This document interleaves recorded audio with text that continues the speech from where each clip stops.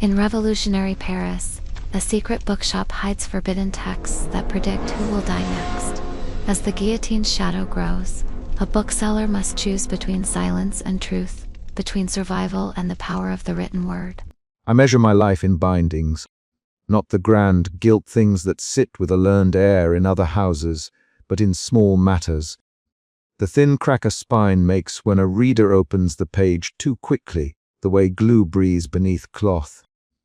The exactness with which a title must be set, so that a hand will find it without thinking.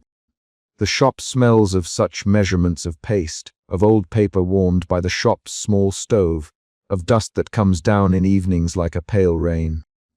It is a narrow place, tucked under the eaves where the roof slopes low, and the street's voices are thinner, as if the world there were less urgent. The bell over the door is small and honest. It gives a single, agreeable note when someone comes in. I have learned to count on that sound more than I count on the sky. There are limits to what a bookseller can control. I arrange and name and mend. I cannot, by any tenderness or precision, turn a child's hunger into bread, and yet there is power in the catalogued and the kept. We who sell books are, in our small way, registrars of memory. A book that will not speak, if kept long enough, will nonetheless press its ideas into a shop's timbers. Shelves remember the damp. They remember where fingers have lingered.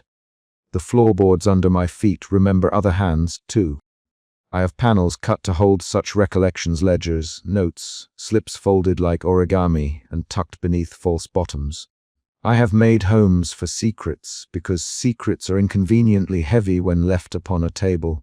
We are living in a year when the cobbles know new textures. Blood has varnished them in places, dry and bright like a varnish that will not yield. Songs now carry slogans in their bones. Street criers chant lists of grievances, and where once a ballad might have been the evening's pleasure, now a slogan is what the market hums between the chop of a butcher's cleaver and the stamp of a child's foot. The guillotine has entered our grammar. It is no longer merely a thing you might see. It punctuates sentences. Couriers speak of the next, bakers whisper of morning's order. The machine has taught us a new modesty. We must measure our words, because if someone writes us tidy enough, the state will lend them certainty. I have lived in this neighborhood long enough to know the faces of the street. The same carts pass, the same woman irons in the lane, the same boy hawks pamphlets with a voice too large for his years. I know whose hands will pay for a borrowed volume, who will steal a page to light a stove. I know the places where gossip hides behind shutters. In laundries where soap breathes into a woman's cupped palm and she tells of a cousin's arrest as casually as she tells the day of her linens. The city is a loose weave of intimacies. As a bookseller, I have the advantage of being a place. People leave things here in the margins of commerce, confidences as well as coins. The ledger arrived on an ordinary morning. It is a queer truth that the extraordinary often takes the form of the ordinary. The courier was the size of an idea you might forget. He had a coat the color of river mud and boots that spoke of a night's damp. He set the package on the counter without announcing a name and left with the economy of someone whose work is to vanish. There was no note, no seal. Only the ledger itself, narrow, bound in plain brown boards, the edges of its pages browned not by age alone, but by a handling that was fervent and exact. Its hand was small and close, letters written as if the pen were anxious to accommodate more names on a single page.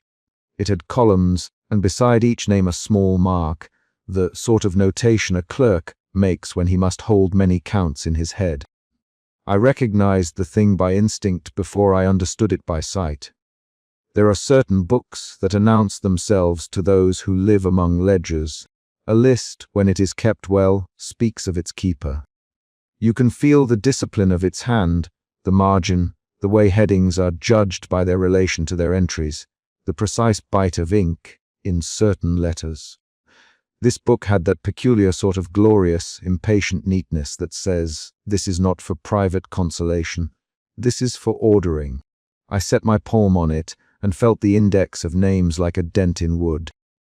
There were customers that morning, as there always are, a man who wanted a prayer book to give to a sick sister, a woman who asked for paper to wrap bread, children who argued over whether a picture in a book looked like a frog or a toad. These small requests are the rhythm by which the shop lives. They also keep me from collapsing into the more dangerous business of wonder. The ledger lay during these hours like a coin on a counter present, but to be tested by use. I am not a woman given to superstition. I know the sorts of fantasies that thrive in parlors and the sorts that flourish in prisons. But there are perfumes of terror for which no rational word will fit. The ledger smelled faintly of glue and the tobacco of those who had once carried it. I moved it as one moves a loaded instrument. Late morning, as sunlight thinned through the single pane and the street's voices became a chorus of everyday indignities, Madame Rousseau pushed open the door. She has the sort of entrance that announces itself, a rustle of shawl, a clack of coins. She is our neighborhood's archive of memory, the woman who can tell you who carried a basket that morning, which child broke a window last week, and whether a clerk at the tribunal has been seen in a more forgiving temper. People complain of noseness. I have learned to value the angle of someone's questions. They reveal what a town thinks it is safe to keep. "You look worse than the bindings, Marie," she said, and her tongue had the honesty of a woman who measures distress not against her own, but against the day's bread. She glanced at the counter, and for a second her eyes lingered on the narrow ledger, as if she were counting the dust upon it. I felt a clench in my throat and made a joke about the weight of titles. Madame Rousseau laughed and bought a scrap of paper and left with a shrug that carried more sympathy than convenience. By noon the shop had thinned. I pulled the ledger close and turned it so the window's light fell on the page. The hand inside was small and compact. Names, each followed by a profession and a date, were recorded as if the writer had decided to make human life the sum of a shorthand. There was a flatness to the thing that made it resemble a clerk's memorandum, no flourish, no preface. It began in medias res, as if it had been demanded rather than written. I traced the first line with the pad of my finger. The ink had been laid down with an economy of motion. The names were ordinary merchants, a scholar, someone who ran a modest confectionery. There was a date beside each entry, as neat as a calendar cut with a ruler. I am given to cataloguing small details. It is how one survives nights in which the city sings slogans and one must still know the smell of paste. I catalogued the paper's tooth, which told me the maker's origin. The spot of blotting at the edge that meant the pen had been stamped in haste. The way an eminent letter formed in the name of a man I had seen at the market. My stomach turned. Not because I believed the page held prophecy. I do not believe that paper can muscle future from the bone. I felt the ledger as instrument. Instruments make actions easier. They are the grammar of those who wish to turn contingency into law. Whoever had made this had understood how to place a name and make it assume the weight of inevitability.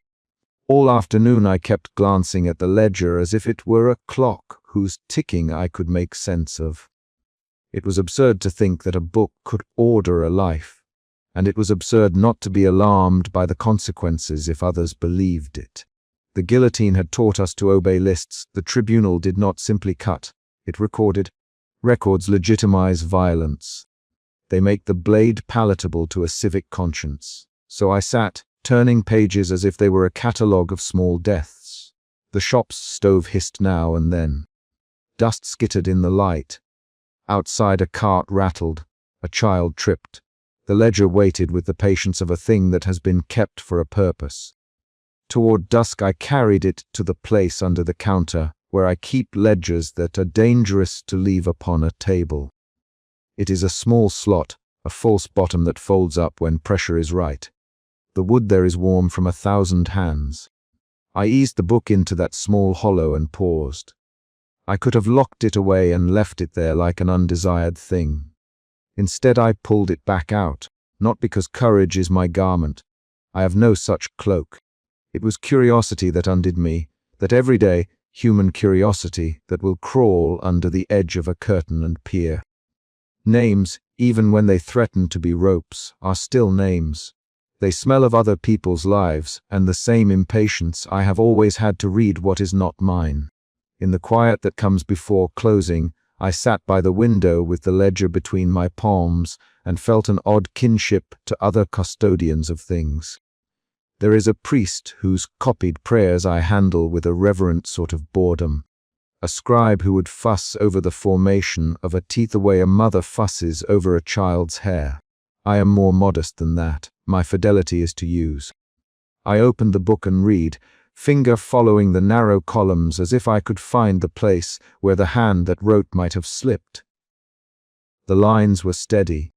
It is a strange sensation, confronting a writing that refuses to be casual. It aims at order. The names looked back like those who have been summoned to a tribunal. I do not remember exactly when fear settled as a steady hum under my skin. Perhaps it was when I read a name I knew, someone with a face that belonged to a man who would come to my shop for a measure of paper. Perhaps it was the manner in which the ledger's dates were close enough that I could map them onto the city's present calendar.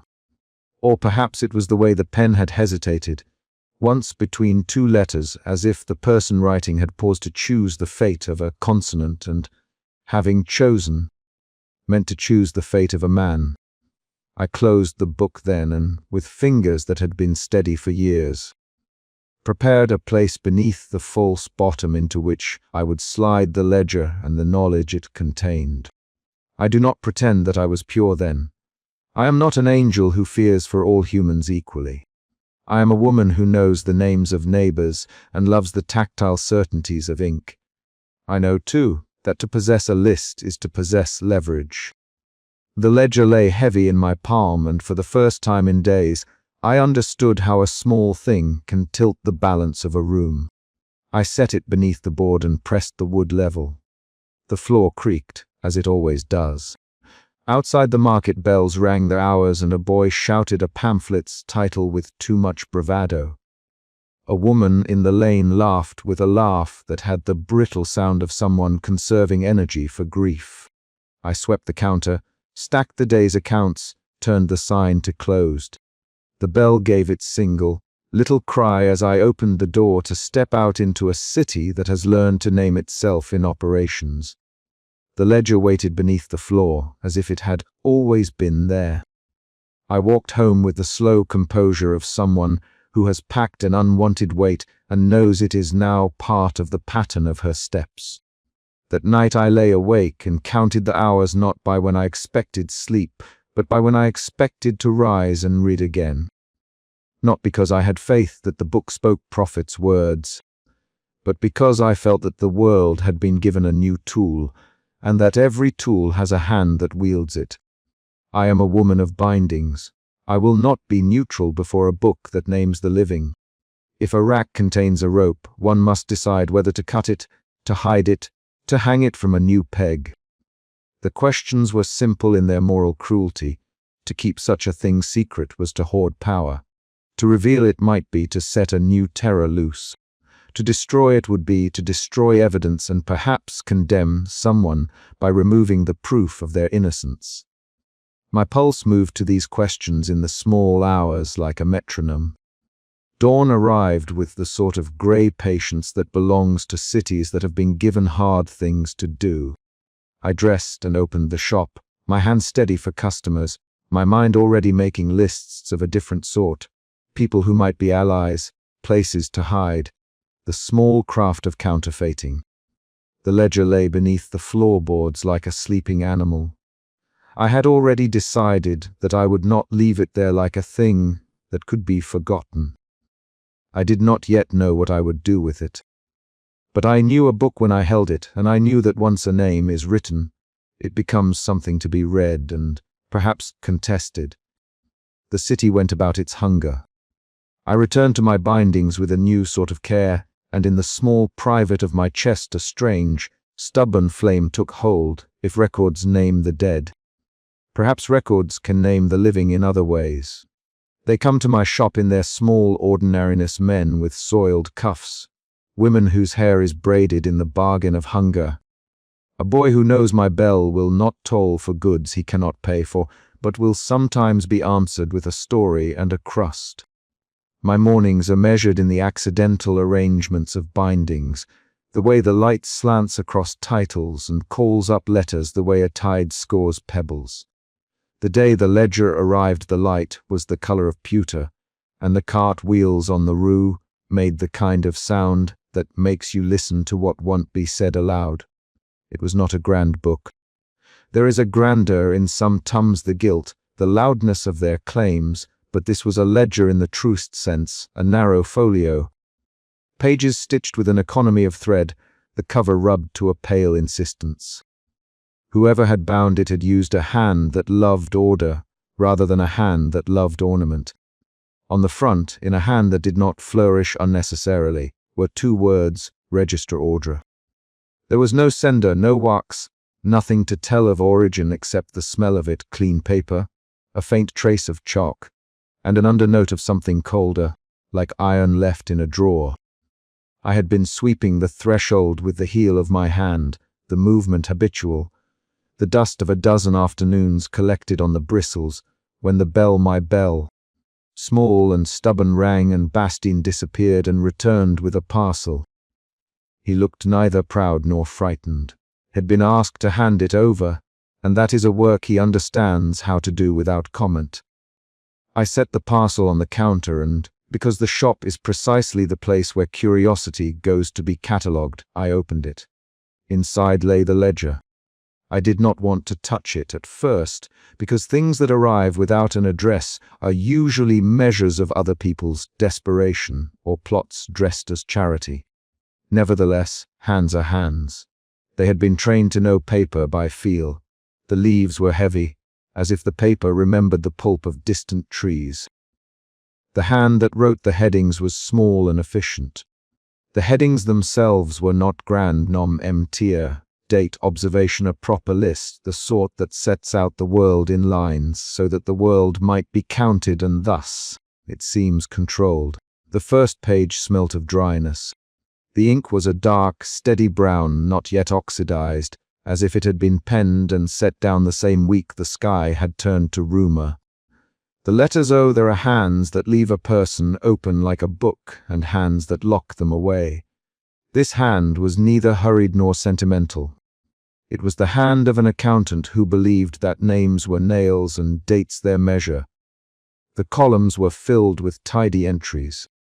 Trades were rendered with a single adjective when the profession was ambiguous. Places of origin annotated in small flourishes. The margin held a set of crosses, ornate and pragmatic. Some names bore annotations that were very small, indeed abbreviations that might be clerks' private languages. For now, nothing set the ledger apart from an ordinary register. It might have belonged to any municipal office, any merchant's inventory. I took it up with both hands and lay it on my lap like an answer I had not asked for. It was only when I came to the second page that the ledger stopped being an object and began to be a sentence. There, beneath a line of trades, reliar, libraire, imprimeur, a name spelled itself with the calm cruelty of a simple fact. Gautier, Armand Relier 12 Vend Maillard. The date beneath the entry had nothing in it that suggested poetry. It was the kind of date that cuts clean, because it is made to cut. It sat on the page like an appointed thing. I knew Armand by the small particulars that cling to people like a shadow. He came twice a week to our shop to ask about a binding, to bargain in the half-language of craftsmen, to give me news of damaged pages. Armand's hands bore the quiet grief of someone who had learned to repair other people's things for less than they deserved. Once, in winter, he sat near the oven and told me, as the ash hopped to red, that there were humours of liberty that catch in the throat and make a person cough out a life before he is ready. He laughed then, a small, unsteady laugh, but his smile did not meet his eyes. That afternoon, the ledger made his name into a predicate. I put the book down. My hands did not shake the way those in stories do. They took themselves apart with the method of someone who has learned that fear is an arithmetic and must be done by stages. I closed the ledger and slid it beneath the false bottom of the old trunks that sit near the counter. The trunks are an ancient geography in my shop drawer within drawer, a nesting of small dishonesties. I had hidden there, across innumerable nights, receipts, love letters, the odd pamphlet. In the false bottom the ledger lay like a thing that had been allowed to breathe for a moment too long. If I had been a braver woman that day, perhaps I would have taken the ledger straight to Tian or to Father Bino T. But bravery is a convenience for when the risk is someone else's. My caution is not heroic. It is the sensible accumulation of reasons why asking another to endanger himself is a kindness I cannot afford. Besides, a ledger is like a mirror. I feared what it would reflect back. I therefore tended to my day as if nothing had happened. I mended a book with the fierce attention of someone who believes that stitches can hold a life together. I drank a cup of coffee that was too bitter and made a list of what I would reshelve. Customers moved through the shop like fish moving through the same pond. They had the new speech in their mouths, slogans where once they'd had songs, but the small talk of the market survived, which baker had less to give, which miller had fled. They spoke of shortages the way one speaks of weather. It was Hortense who changed everything. She arrived at the door with the slow caution of a woman who has learned to shape her words so they might evade the nets of listening. Hortense is a washerwoman, and she knows the city in the folds of linens, in the way secrets seed themselves in the starch of collars. She is also someone who pays more attention to the way names are said than to their content. She came in smelling of soap, and when she stepped into the half-light, she had the look of one who has been trying to learn a new language and is not yet fluent. She told me, in that stitch of a voice, what I had feared to hear. Armand had not been at his bench that morning. His door was closed, the latch unbolted, and his neighbors had seen men in the square carrying a list. They took a bookbinder, she said, and in the way she said it there was no melodrama, only an inventory of loss. Taken is a word that gathers everything the city lets fall: arrest, cart, the mechanized relief of the blade. She left sooner than she had come. Her basket emptied of gossip, her hands rubbing together the way hands do when they want to warm a thought. The square that day was not a place of bright pronouncements. It was a place where the guillotine's presence had become punctuation to the daytime and absence that makes sentences shorter because it makes the next clause so small. I watched, because what else is there to do when your curiosity is now a duty and your duty is to observe? I stood in a doorway near the tribunal and observed, the way I have observed bindings, the minutiae of the world. The cart came with clerks and a man reading from an official paper. The voice that read names was practiced. There is a certain economy to the way public death is administered, a cadence that removes modesty and turns life into ledger accounting. When the clerk read Armand Gautier, the sound moved like something that begins in the mouth and ends in another person. I felt as if I had been given back my own voice and then told it was not mine to keep. The crowd rearranged itself like water around a stone. There was a small, practical sound, a purse clasped, a child led by the hand, a lover's grip loosened. For the city the name was a fact. For me, it had become an equation whose proof had been given in the most fragile of ways. Afterwards, in the shop while the light fell toward the attic and my customers were gone, I opened the ledger again.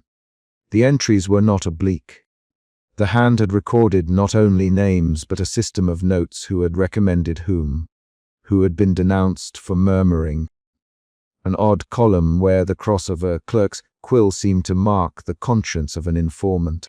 It read like a map of agency disguised as an index of fate.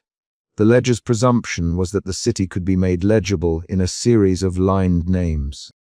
If you know who will be called, and you make the call loud enough, people rearrange themselves to make that calling true. My fingers found the edge of the page and began to make copies. It is a small sin to copy a book. It is a larger one to copy a book that might be called evidence of murder. Yet copying is the sort of work my hands know. Copying is a way of understanding. To copy is to read slowly enough to learn the muscle of the hand behind the words. I took the ledger to the lamp, and there, with the shop finally private, I set about the slow arithmetic of transcription. The paper was not a challenge to a practiced eye. The work was the decision in my chest that would not stop knocking until I had put ink to paper. I copied as the city breathed. Outside, a cart passed with the sound of boards. A dog barked. Someone cursed. The sound made the kind of music that keeps a shop open even when it wants to shut. I copied each name with a patience sharpened by fear. When I reached Armand's entry, my hand halted as if the finger itself were being held by a clerk across centuries. I traced each letter like a ritual and felt, as I set the final down, a kinship with the hand that had first written the name. I was both thief and witness. Why copy? In those early hours I did not know whether my copying was the shape of resistance or the beginning of the trap. I told myself it was a way to bear the knowledge. A ledger that is copied cannot be the only ledger. If the city's authority keeps a single list, a copy multiplies possibilities the way seeds multiply. I also told myself the obvious truth. When paper is multiplied, the lie that depends on scarcity can be undermined. I folded the copied page and tucked it within the binding of an unassuming prayer book. The binding is the sort of place people do not look. They assume the pious to be safe. It is precisely that misapprehension which renders it useful. Not yet knowing what to do with the page, I left it there and wrote a note in the margin of my own ledger, copied. See, hold. The entry read like a confession and an inventory both. At night, sleep is a thin thing. The shop breathed in the dark the way old animals breathe, careful and periodic. I lay in my small bed over the back room and listened to the city's sleep sighing through shutters. The ledger's weight under the false bottom felt like a heart beating out of sync with mine. I turned the day's events and weighed them as a merchant weighs cloth. For every good there is a defect, for every possible advantage a new vulnerability. This was the beginning of things I knew then. A name had become a notice had become an event. My copying was the first knot in a rope I half wished to hang and half wished to cut. I did not yet have allies. Tian had not been consulted, Father Benno T had not been told, but the compulsion to copy had a logic I could not resist. Observation must seed action if one is to be more than an inventory keeper. I would, in time, learn the cost of that first move. For now, the ledger had a name, the city had its appetite, and the shop smelled of ink and the promise of things that, once read, cannot be unread. The next morning I woke to a small sound that is peculiar to days when grief is freshly stitched into a town's garment, the chatter of shoes, the hush that comes before news amplifies. Someone left a scrap on my counter, a page torn from a pamphlet, a list of names with a single line crossed through. It was a small, informal courtesy. The market cleans itself by gossip. I kept my distance from the scrap as if proximity might make the ink soar. But my hand was steady. I opened the prayer book and found my own folded page, the letters I had copied the night before like a second skin. The presence of my handwriting there startled me not because of its quality but because of its commitment. My hand had made a witness of itself. In the days that followed, the ledger's first named victim became a model for so many things I would later need to know. Armand's absence taught me how quickly a life can be turned into an example. It taught me how the city took names and folded them into its accounts so that a person might cease to be an individual and be reborn as a statistic on the page of a republic. It taught me as I traced letters in the lamp's stubborn light that knowledge is not neutral. It is a tool, a rod, a salve, a weapon, and a bargain all at once. To have knowledge is to be responsible for what you do with it. To hold a name is to be obliged, by some private arithmetic, to consider whether silence is consent.